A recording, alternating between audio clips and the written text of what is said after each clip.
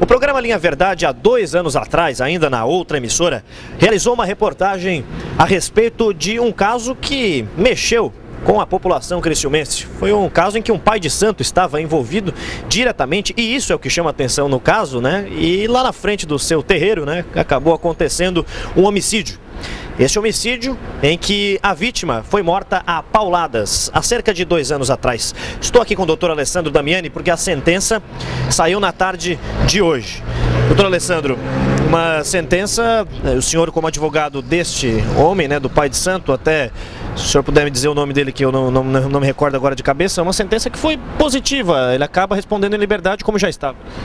O Edivaldo havia sido acusado pela prática de homicídio com 2 qualificadoras, o recurso que impossibilitasse a defesa da vítima e o meio insidioso ou cruel, cuja pena, caso condenados, poderia chegar a 30 anos de reclusão, regime fechado, crime hediondo. Acabou sendo reconhecida a participação de menor importância do réu Edivaldo num homicídio simples, ficou uma pena de 4 anos em regime aberto. Então, na medida do possível, diante da possibilidade de pena, foi uma sentença bem vantajosa, bem... Mas foi um caso de destaque, né, doutor? Na ocasião, relembre pra gente um pouquinho esse caso, né? O senhor que tem mais até conhecimento do que a gente, foi um cidadão que foi morto a pauladas. O Cláudio, a vítima, era um cidadão bem complicado, até foi batido na sessão do Tribunal do Júri a vida do Cláudio, né? Ele tinha em torno de 30 boletins de ocorrência registrados contra ele e perturbava a cidade inteira. Foi morto realmente a pauladas, mas antes de ser morto a pauladas, ele acabou ferindo o Edivaldo e ferindo outro dos acusados. Então, uma das teses sustentadas pela defesa foi a legítima defesa. E isso aqui surtiu esse efeito positivo? Não foi reconhecida a legítima defesa, mas foi reconhecido o excesso nessa legítima defesa. Culminou na condenação numa pena irrisória. Pois não, doutor. E este caso, inclusive, teve uma situação que aconteceu, né? Ele é seu cliente, o senhor pode me dizer, que apareceu aí uns artigos aí de macumbaria no fórum e o pessoal até suspeitou, porque era um júri que estava se aproximando. O que seu cliente diz a respeito disso? Foi ele, doutor, que botou essa macumba aí? Não sei, nada como perguntar pra ele, né? Eu não vi. Mas segundo ele? Segundo ele, não foi. Não foi ele? Não. Tá certo. Acompanhe então o momento da sentença. O júri, o famoso júri do Pai de Santo, terminou aqui na cidade de Criciúma. Foi na tarde de hoje. Havia uma expectativa de que pudesse durar muito mais tempo, né? De que pudesse levar aí até mais de um dia para que ele fosse concluído, mas isso não aconteceu. Isso não aconteceu, abriram mão de algumas testemunhas, né? Da acusação, de defesa, acabaram os advogados abrindo mão e a sentença se acompanha a partir de agora o doutor Marlon, o mesmo que acabou dando a sentença do júri popular do caso Keniper. Se acompanha agora então o momento exato desta sentença. Terminou mais uma situação em que o Linha Verdade faz o começo, que foi o momento, e o final da ocorrência. Sessão do Tribunal do Júri, realizado nesta data, o Conselho de Sentença decidiu condenar Maicon Thiago como violador do artigo 121 do Código Penal, condenar Edivaldo Luiz Quaker Cardoso como infrator do artigo 121, combinado com o artigo 29, parágrafo 1º, ambos do Código Penal, e absolver o réu Saulo César da Silva da imputação que lhe foi formulada. Atendendo à vontade do Conselho, eu passo a aplicação da pena. Primeiramente, com relação ao réu Maicon, a culpabilidade é manifesta.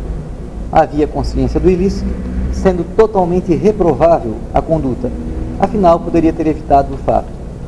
Não há registro de fato que possa ser considerado como antecedente criminal, não constam nos autos subsídios suficientes que permitam apurar a conduta social do réu. Igualmente, quanto à personalidade do réu, não há subsídios suficientes que permitem avaliá-la.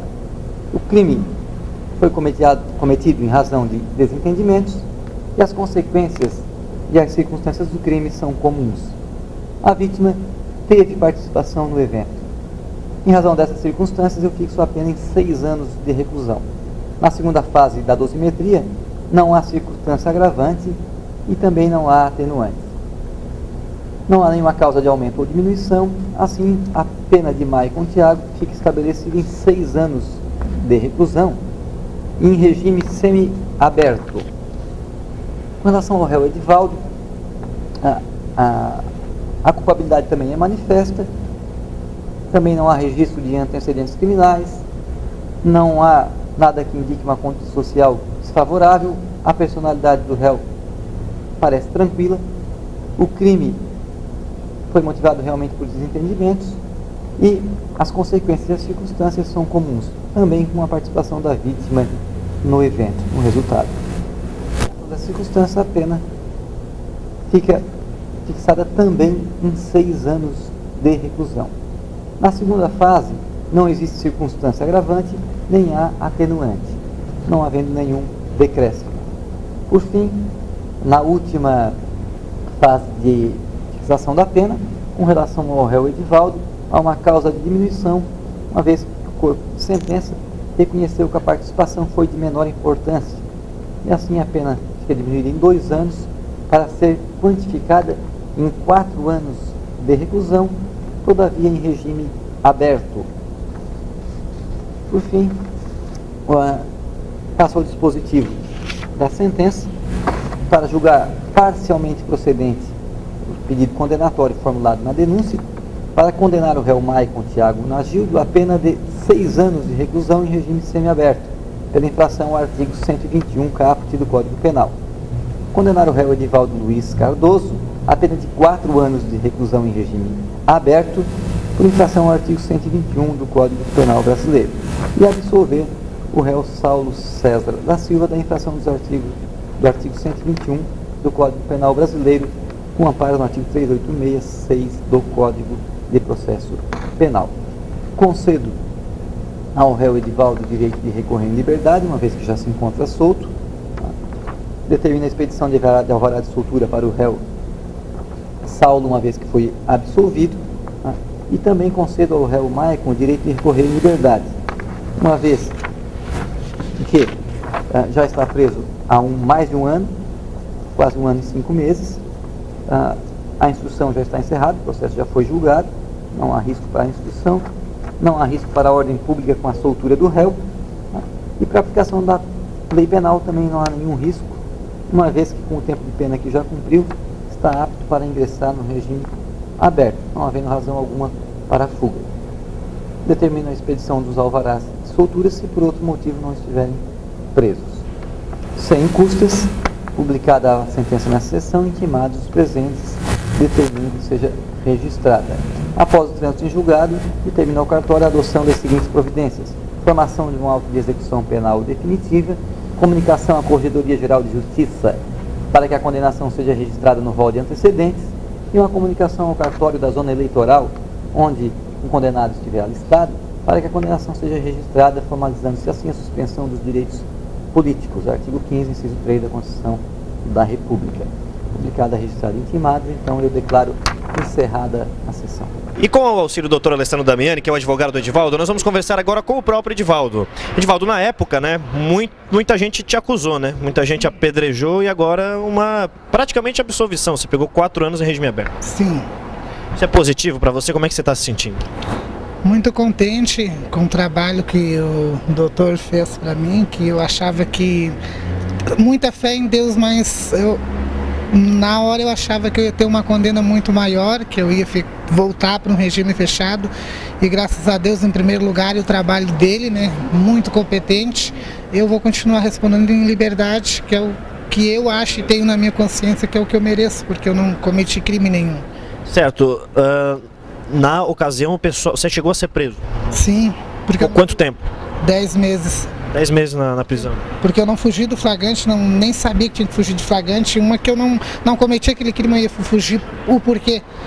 Se eu não matei ninguém, se eu não tinha cometido crime nenhum, eu não tinha o porquê fugir, estava dentro da minha casa, né, na frente do meu portão, não tinha por que eu fugir. Acho que na minha cabeça eu ia ter que só dar um depoimento na delegacia do que tinha ocorrido ali, mas preso jamais eu ia, porque eu não... O que na verdade você tinha a ver com isso tudo aí?